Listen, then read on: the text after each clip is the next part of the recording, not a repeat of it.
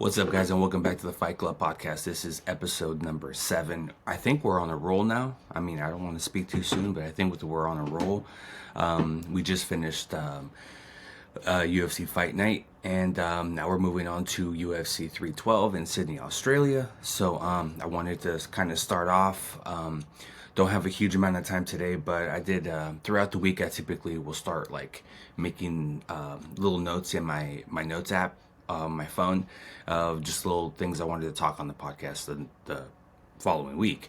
So I'm gonna start off with kind of what I was talking about last video, which was the Bryce Mitchell comments.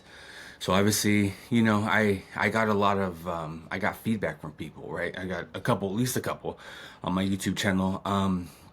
One person was saying that it wasn't hate speech, that was just me drawing a line in the sand, and, which is true. Now in hindsight, I think I was a little hot, a little red at the time, and I kind of just saw it, and I kind of got a little upset, and I just kind of made a video, and that's fine too, but it's kind of how I felt in the moment, right?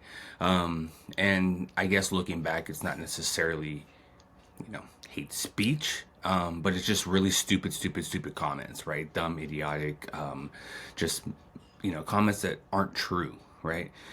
So anyway, so that's that. The other one, the guy was kind of being a jerk, I guess me being not really realizing it, like this whole kind of internet thing. I don't know why, but, he said, oh man, yeah, you should definitely make a video, kind of proving facts. You'd be the first one to do it, kind of disproving what he said. And I was like, okay, you know what? Yeah, that's a good idea, man. Maybe I'll do that. And he was like, oh, I know you're going to do it for sure. You're not just going to talk. And I was like, oh, this guy's being sarcastic. I get you.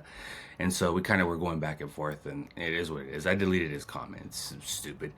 But anyway, the guy was essentially, a lot of people are saying, oh, free speech and all this stuff, right? But yeah, okay, free speech is free speech, right? Free speech, yes, you can say kind of whatever you want as long as you don't incite violence or crime or, any of that kind of stuff. So that is, yes, free speech. You can say what you want. But understand that free speech, just because you're not going to get like convicted or anything like that, it doesn't mean there's no consequences with it, right? There's definitely consequences with everything that we say, right? Especially if you're an employee, and you're doing something that's gonna like hinder the profitability or just make the company look bad, or maybe lose investors or advertising revenue or whatever it is, right? So, you can say all you want about the fact that free speech and whatnot, but Bryce Mitchell came out with a post after kind of everything happened, because I mean there was a whirlwind of hate coming his way, I'm sure, and he came back with a response, and he posted, this is via MMA Junkie. I'll put it on the screen, but it says, I'm sorry I sounded insensitive. I definitely was not trying to offend anybody, but I know I did. I know that a lot of people died in the Holocaust, and that's a fact. Hitler did a lot of evil things. I think we can all agree on that. I'm definitely not a Nazi, and definitely do not condone any of the evil things Hitler did. Again, that's via MMAJunkie.com. So if you guys want to look it up, and I'll post it up on here.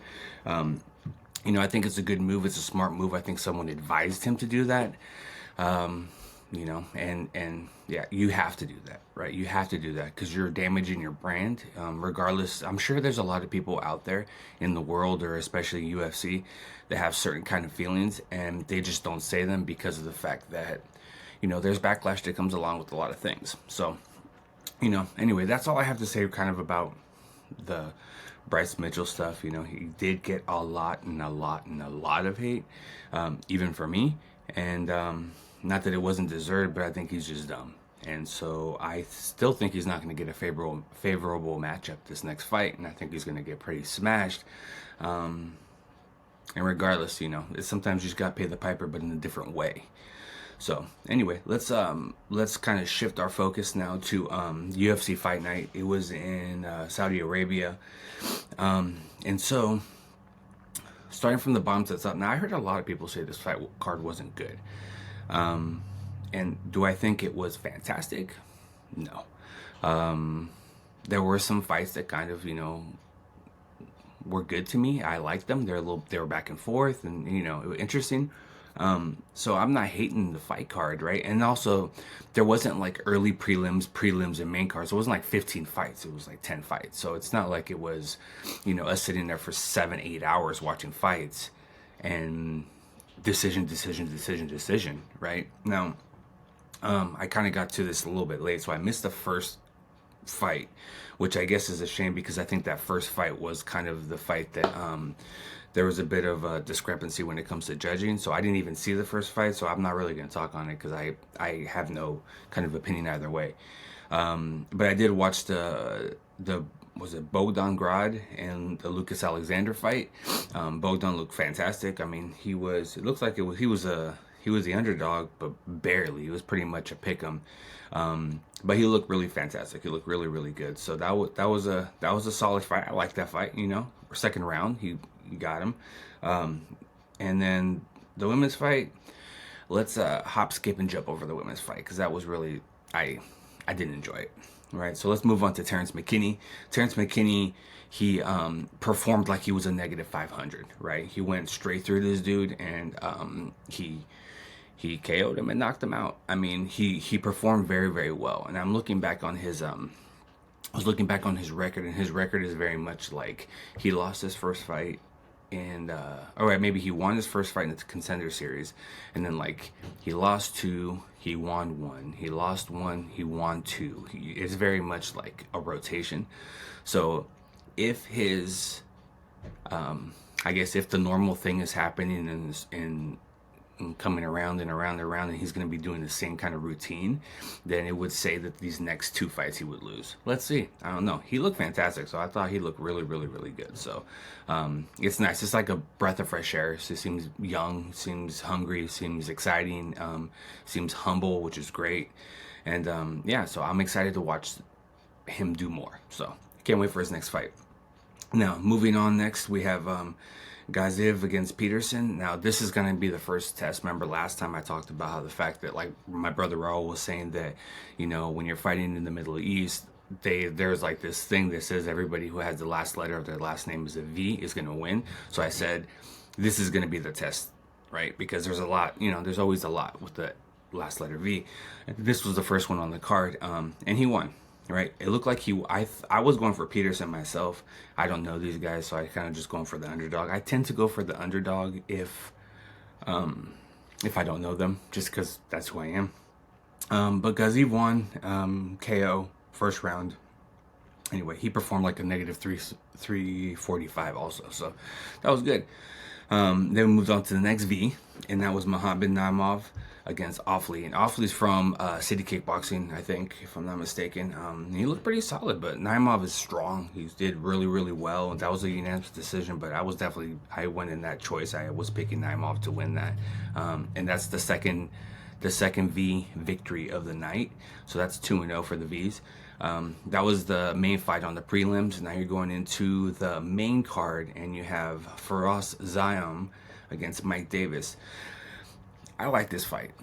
I thought this was a really, really good fight. I guess to a certain degree, Mike Davis looked like all he was doing was he was looking for the wrestling, right? So he's just trying to take him down, just trying to be on top of him. So that's kind of a boring thing, right? But it looked like he was, making some progress, and Ziam was definitely the better striker. He looked really, really good. He was actually the underdog as well, right? Now, the thing that kind of impressed me the most about this fight was the fact that Ziam got his leg caught in this, position that was pretty freaking crazy that he could even survive this position, right? And I am, I'm going to put these pictures up. I'll put one here, I'll put one here. But like, I didn't even think that your leg's gonna snap. My leg would have broken in 17 pieces if my leg would have been in that position. So kudos to him. I mean, he got through that round, got up, and he was standing. It didn't look like, literally, it looked like it didn't bother him at all. I mean, the dexterity that this guy has in his knee and his leg is freaking crazy, dude. So anyway, so that's gonna be good. He actually fought, Faraz Ziam fought Terrence McKinney, and so I'd love to see that fight again, But anyway, so that was a good fight. I mean, at least maybe Mike Davis was a little more of a boring fighter. I'm not excited to watch him fight again, but I like the fact that, there were some scrambles. Like the fact that he got out of that situation that was a pretty tough situation that most people probably would have had their legs snap or just given up. I can't imagine that happened to me. But anyway, so that was good. And then we're moving on to the third V of the night. Yep. Said Nurmagomedov against Vinicius Oliveira. So, I think that, so Said was a favorite to win this. It's not a huge favorite, negative 162 to plus 136. So it's not a landslide for favoritism in here. But, I'm going to go on here and tell you guys that I'm guilty of something. I'm guilty of, and I've said this before, I'm guilty of backing the Nurmagomedov name just because of the name, just because of Khabib, just because of Islam. It's not fair. And you know what? I'm off it, man. I'm off. I guess you could say I'm off the bandwagon because these last 2 weeks have kind of been like, I don't know, Umar and Usman. And I don't know. I think that also there's a lot of pressure when it comes to that name. There's a lot of pressure you have to live up to, and people get certain expectations and they're real high, and it's kind of sometimes unfair for anyone to perform to those expectations. And I think people will naturally hate them or love them because of their name, because of Khabib. So it's not like a natural, fluid, organic rise or development. It's kind of unfair to do that. So anyway, this got fight of the night. I think it just got fight of the night because no one could knock each other out, and they were just literally still swinging, still throwing. You can tell they were exhausted. It was a sloppy fight. Said came out with some really good kicks. I like the kicks. That's one thing I will say. He had some solid kicks, man. He's just fast, quick off the line. Oliveira just didn't give up, man. Keep moving forward, and it was a good fight just because they didn't give up. I'll say that. But I wasn't super excited, right? So I'm off. This is the Nurmagomedov train, and I'm over here now. I jumped off of it, right? Not to say I'm not going to go for them, but I'm not going to go for them because of the name. Like if someone comes up from their camp, I'm not going to be like, all right, cool, I'm going to go for them just because they train with them or that's the cousin or something like that. So anyway, I'm off of it. Next fight. Pavlovich, Rosenstruck, boring fight. Just a horrible fight. That was probably one of the worst heavyweight fights. One of, not the worst heavyweight fight, because I think the Francis and Derek Lewis fight was the worst. But this is right there, but this is like the second one. This sucked. I can respect the fact that power, you're worried and all that, but my God, these guys are just, I don't know, man. It wasn't, I don't know, it was boring. So moving on. So you had Shara Bullet against MVP. I was excited for this one. All right. So this is the first V that lost on this card, and Shara Bullet came out, man, and I'm like, I don't like Shara Bullet, and I think part of it is because I don't like that hype that's behind him, and I don't know. I just don't like the hype behind it, right? So MVP came up. Obviously he moved up and he fought at this weight class. Normally he's not a middleweight, but he did come up and fight. I like the fact that, Shara Bullet called out Izzy, and MVP came out and said, you know what, man, my boy's trying to fight for a championship, but I'll fight you. And he stepped up and he fought this dude, right? And he fought him. And so if you didn't know, I did Taekwondo for like 28 years. So like, I'm a fan of this stance. Like, I'm a fan of the way that he fights just because it's like an homage to Taekwondo and karate and that sideways kind of bladed stance. And it was very much like he's just like checking, and then bam, going in. I love that, right? I like that he picked him apart. It wasn't the most exciting fight. He didn't knock him out, right? But he picked him apart. He point sparred him. That's exactly what he did. He point sparred him, right? And Shara Bullet, he couldn't get off the line. Like, he couldn't react fast enough. He couldn't counter. He couldn't take him down. There's nothing. He wasn't going to take him down because he doesn't wrestle. But, it's just, I don't know. There's a lot of hype, and I'm not about that. It's weird that I'm about some of the hype for, like, Nurmagomedovs, but not about this guy for some reason. I think part of it, too, which I'll talk to a little bit later, is the fact that, like, he can't fight anywhere else but the Middle East. So that's kind of interesting. But I'll come back around to that at a different time. But anyway, MVP was the underdog. He came out with the W, which is fantastic. He came out and he was saying, something about light heavyweight, middleweight, whatever. But he was like, I have some work to do still at welterweight, which is fantastic. He should go back down to figure that out. He can move up. That's cool, right? So then we go to the main event. Izzy Imavov. Izzy looked fantastic. I think that's safe to say, everybody. So it was a negative 162. Sorry, not my glasses.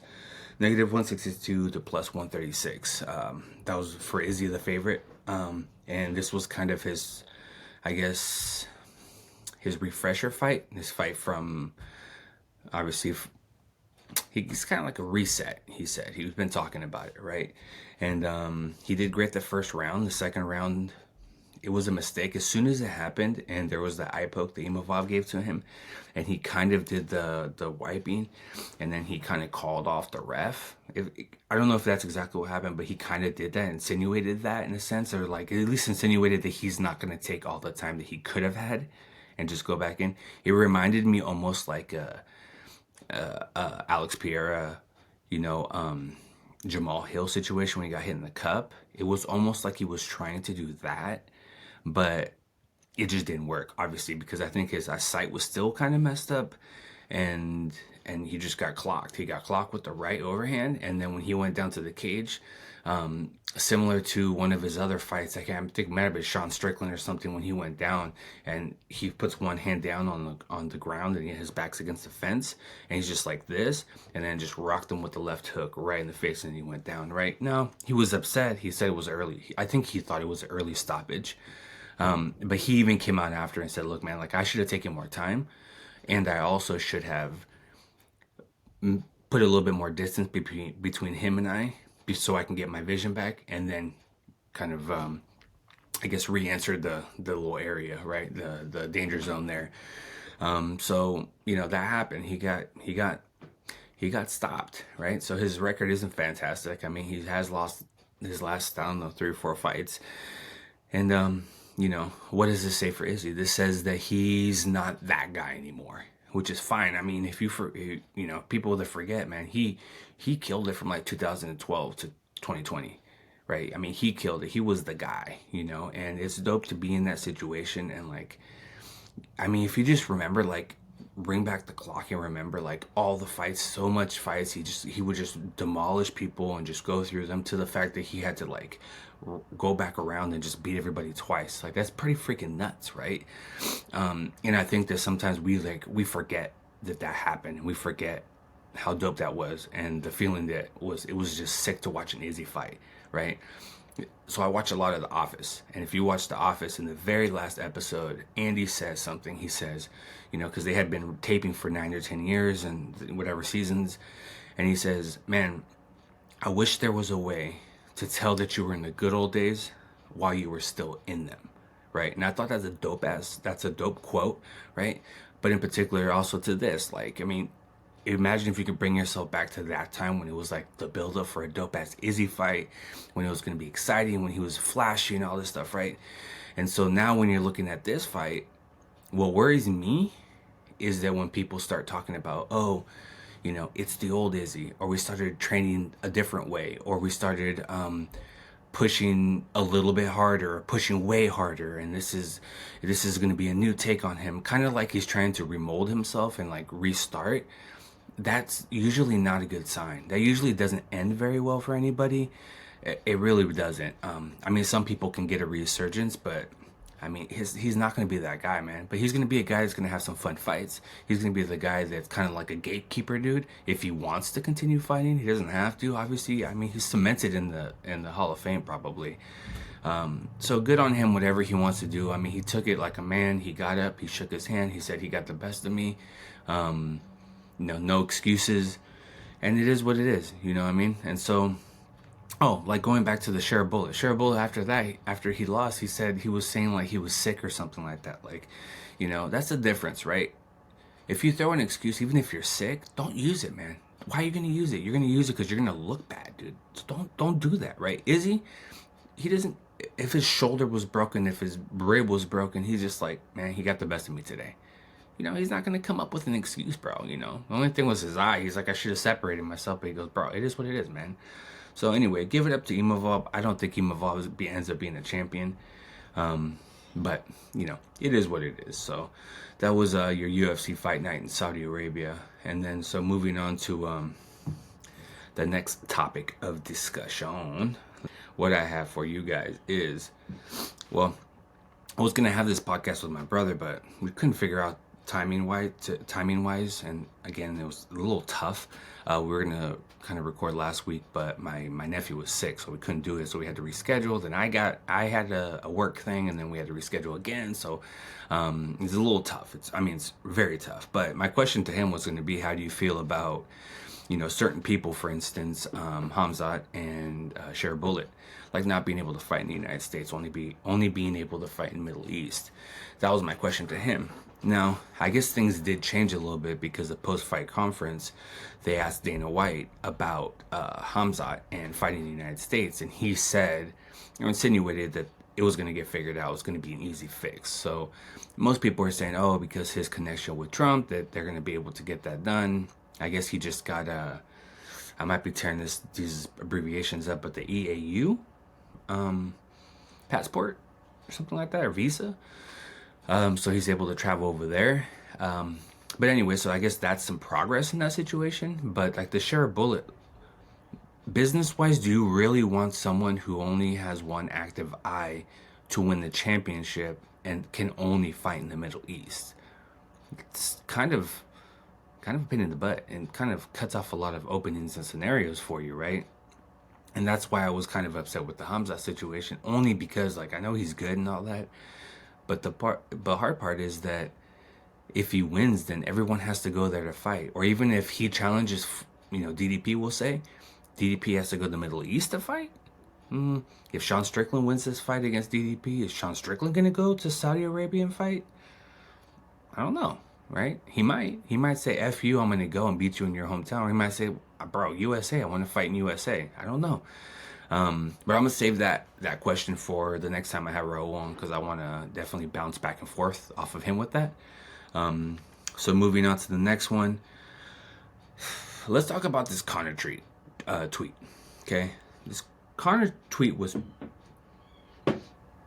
aggressive, dude, right? And I talked last time that, this stuff that Conor is doing, it flies when you're fighting, right? Because the common fan and the, common person will be like, oh, he's fighting, it's kind of, what have you done for me lately?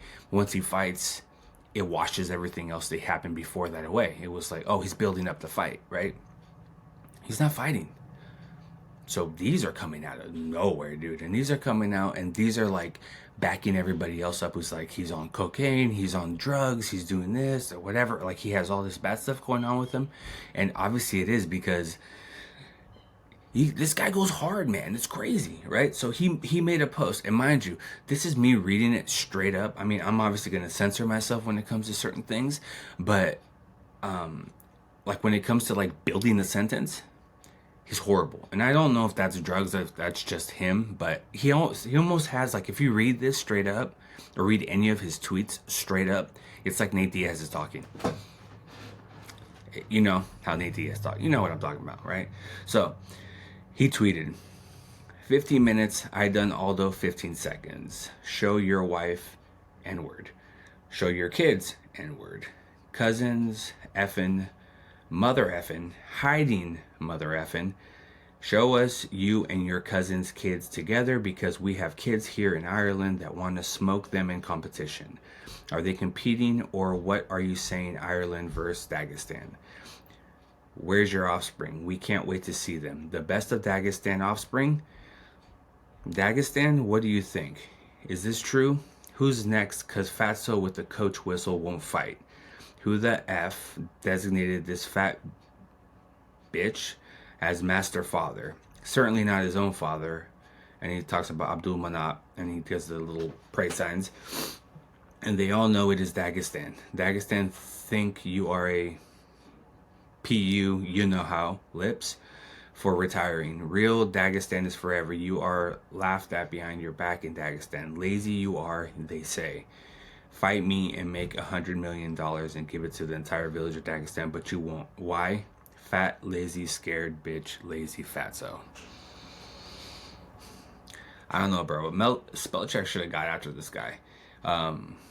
It's crazy. And then the stupid thing too is he puts these posts up, and then he like takes them down after 15 minutes. It's like once it's on the internet, it's on the internet forever, dude. Especially if you're a celebrity, you post something, snapshot, done. That shit's on there forever. It's gonna start getting just recycled through everything. So, dude's going crazy, man. He's going crazy. Mind you, I personally don't think he will ever fight again. Ever, right? Ever fight again. He thinks he's gonna fight BKFC. Connor's not gonna, or Dana's not gonna let that happen. So, whatever, right? So, anyway, moving on from that, I'm not a fan of Conor right now. I was a fan of old Conor, and that's the thing. People are starting to talk about it like that. Like when they talk about Conor, there's old Conor and there's Conor now. There's a very, I don't know when the difference happened, but I know when the difference happened. The difference happened when the Khabib fight. That's when there was a change. I think he took that so personal, and he was so heated for that connection and that fight that it did something to him. It changed him like mentally, and maybe threw him down this road of drugs or whatever it is more than he was already, and it wasn't good for him at all. So anyway, I'm gonna move on for Conor because I could talk about Conor all day and mostly negatively, so might as well move on. Now, this is kind of a thing that I was going to talk to with Raul as well, but I will talk about it here, is that, him and I were messaging with each other, and after Izzy got knocked out, he texted me. He said, bro, all our favorite fighters are getting taken out. Something like that, right? I was thinking to myself too, like, it's true, dude. It's really, really true. Like, I like Volk. Ilya took care of him. I love Max. Ilya took care of him, right? I love Charles Oliveira. That was a close fight with Arman, but Arman ended up winning, obviously. Charles got beat by Islam. There's just these people that I really, really like. They're starting to lose. And they're starting to lose bad, kind of. And so what I wanted to talk about was the changing of the guard, right? Because that's happening. That's happening, right? It's happening more, maybe in certain divisions more than other divisions. There's some divisions that are a little more stagnant, I think, and there's just not a lot of movement. Like maybe the heavyweight division is kind of a boring division. Even the light heavyweight division, to a certain extent, is kind of, I don't know, it's not exciting to me. But if I'm pinpointing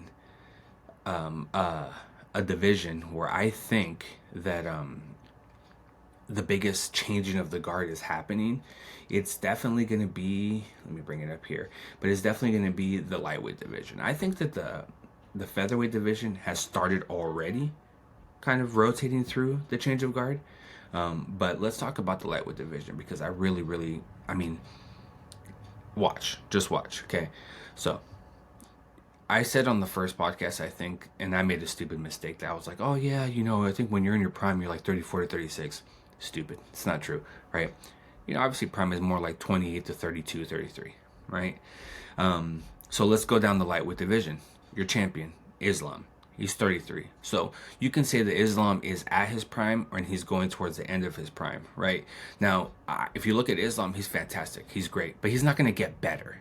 Like, he's not going to all of a sudden develop this new techniques that he didn't have before. This is who he is, right? He just does it that much better than every single person who's on the division, right, so far.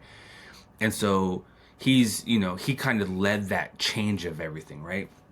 So, okay, let's stick with that. Islam, 33. Okay. Arman, who arguably is the next up. He had to pull out because of a back injury and whatever, right? He's 28. So he's like entering his prime, right? 5-year difference in age, right? So you could say that he's that beginning part of that next wave of people moving up, right? Okay, so he's ranked number 1. Ranked number 2, Charles Oliveira, 35 years old. Okay, he's getting older. 35 is that's like the crucial point where you start kind of going over the hill a little bit, right? So that's Charles Oliveira. Justin Gaethje, 36. Okay. Number 4, again, ranked number 4 in the lightweight division, Dustin Poirier, 36. Okay. Ranked number 5, Max Holloway, 33. So he's not 36, but 33, he's getting up there a bit, right? Number 6, Dan Hooker. He's 34. So he's getting there, right? Number 7, Michael Chandler, 38, by far oldest person in that division. And you could tell he's not gonna win a championship, and I don't know if he's gonna fight for another championship in the rest of his career. I would say no. Okay, number 8, ranked number 8, you have Gamrot. He's 34. He's right there, right? He's in the back end of his career. Number 9, Beneil Dariush. He's 35, right? Number 10, Moicano. He's 35. Right? Not until you hit the 11th ranked person. So if you go from the champion all the way down through 10, there's only one person that's under 33 years old, and that's Arman Sarukian. Okay? Now let's hit the 11th, right? Ranked 11th. Fiziev. He's 31. Okay? Ranked number 12. Paddy Pimblett. He's 30. Ranked number 13. Jalen Turner. He's 29. Ranked number 14, Benoit Saint Denis. He's 29. Ranked number 15, Grant Dawson. He's 30. They don't even give him more than the top 15 on here, right? So that's freaking nuts, dude. You're looking at that's ranked 15. You have 16 people in this division right here to show me, including the champion, right? And 1, 2, 3, 4, 5, 6 of the 15 are under 33 years old. That's pretty crazy. This is the new wave, right? So you're going to start seeing this next year and a half to 2 years, you're going to start seeing that whole top portion of that division change a lot, right? And there might be people that move from the down to up. So the first thing that's going to move is Ilya. When Ilya moves up, whether he does a one-off fight in the lightweight division or not, or he moves up, permanently, that's going to shake the division and start knocking all those older heads down, right? I always refer to the old people like as silverbacks because, my wife hates it, but I call them silverbacks, right? So these people are starting to turn into silverbacks, I'll call it, right? When it comes to fighting, and they're getting a little bit older. So it's just crazy how that's happening. I mean, you can also look at, like I said, you can look at that featherweight division, right? And you have the champions, Ilya, right? I don't have the ages for these guys, but the champions, Ilya, he's young. But then you have number 1's Volkanovski, right? He's a little bit older. You have Max at number 2. But then you have young bucks in the middle of this now. You have Diego Lopez moving up, who's young. You have Evloev, he's younger. You have Yair Rodriguez, is a little bit younger. But then you have these older folks in the middle of this too. You have Brian Ortega, right? You have Josh Emmett. Arnold Allen's right in the middle of that. Then you have Aljamain Sterling, and then Calvin Kattar, and then in the bottom there you have more of a Giga Chikazi, and then Bryce is under there, right? And then Dan Ige is in the 14th, excuse me. And then Edson Barboza, the 15th, he's the old head, right? And so that is already starting to mix up, and everyone's starting to move, and you have younger starting to overtake the older heads, and it's an interesting change. And mind you, I'll tell you right now, on this date, if you look at next year, that top 10, completely different. You're going to have young bucks up there.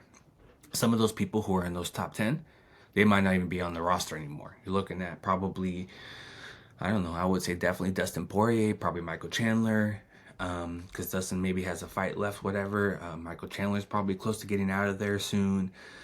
Those are probably off the top of my head, I mean, Max Holloway, I think he has fun fights ahead of him, but I don't think he has those championship fights necessarily ahead of him. Maybe he has a run at the lightweight division just because he did well last time. So we'll see on that. But anyway, yeah, so that's what I have for you guys today, man. It ended up being 34 minutes. I appreciate you guys sitting with me, and appreciate you guys watching and sharing and subscribing. Again, if you guys want to send us an email, right, it's going to be at fightclubpodcast2024@gmail.com. If you want to check us out on YouTube, it's the Fight Club Podcast. If you guys want to check out on Instagram, it's the_fight_club_podcast. It's kind of long, but that's what was available to me.